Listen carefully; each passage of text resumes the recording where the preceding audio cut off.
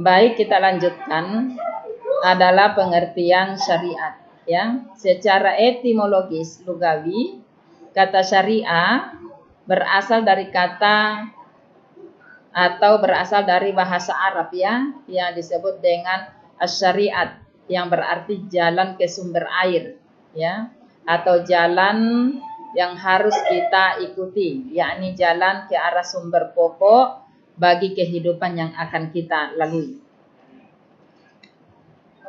Sedangkan syariat secara harfiah ya berasal dari kata kerja syara'ah ya. Jadi secara harfiah syariah itu berasal dari kata kerja yang disebut dengan syara'ah yang berarti menandai atau menggambar jalan yang jelas menuju sumber air ya. Sehingga syariat secara istilah mempunyai arti bahwa jalan kehidupan yang baik ya. Baiknya di sini ya yaitu sesuai dengan nilai-nilai agama yang diungkapkan secara fungsional ya, dan dalam makna yang konkret yang ditunjukkan untuk mengarahkan kehidupan manusia.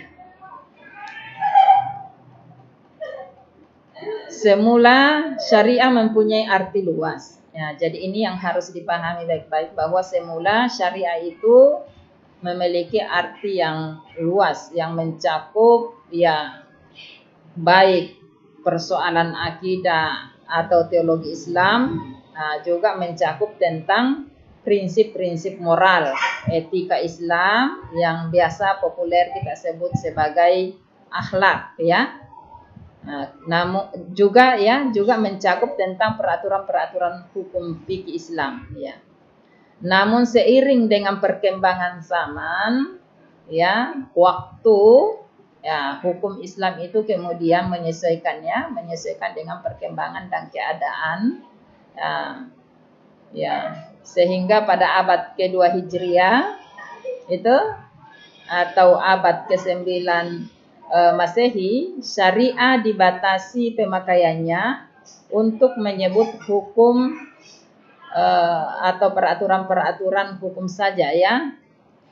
Sedangkan teologi dikeluarkan dari cakupan syariah itu ketika sudah sampai di abad ke-9. Jadi yang dibahas di situ tinggal menyangkut tentang peraturan-peraturan hukum saja. Persoalan teologi kemudian itu dipisahkan dari syariah setelah masuk abad ke-9.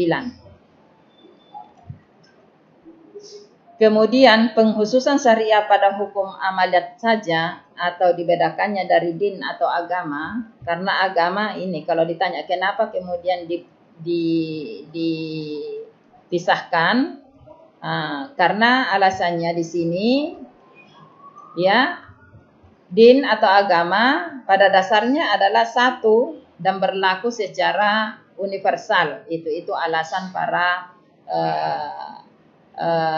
ilmuwan ketika itu, khususnya untuk ilmuwan Islam ya. Sedangkan syariah berlaku untuk masing-masing umat dan berbeda dengan umat-umat sebelumnya. Itu alasannya.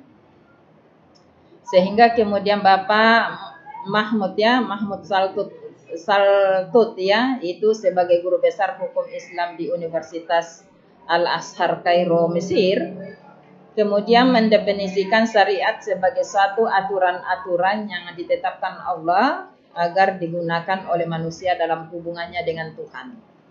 Ya, tidak hanya hubungan terhadap Tuhan, tetapi juga bagaimana syariat itu kemudian digunakan hubungannya juga dengan sesama manusia, kemudian alam semesta secara luas ya.